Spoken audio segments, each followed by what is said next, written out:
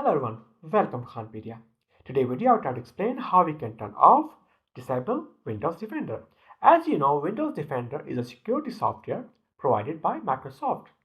Most of time, it should be turned on because it's for security or viruses purposes. So it should be turned on. But sometimes, if you want to install new application software, you need to turn off to install this application. So simply follow this step. Click on your start menu, search for setting, open your setting, and simply scroll down. As you can see, there's an option privacy and security. Click on privacy and security, click on Windows security, and click on virus and threat protections.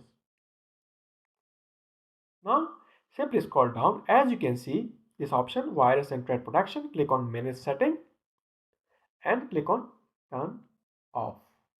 As you can see, click on yes, is turned off and done.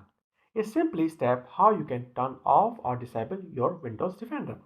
For example, if you want to again turn on your Windows Defender, simply follow the same step. Click on privacy and security, Windows security, and click on virus and threat protection, and click on manage setting and click on turn on.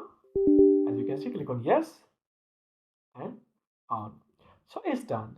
So thanks for watching my video. If you like my content, give a thumbs up. Thank you.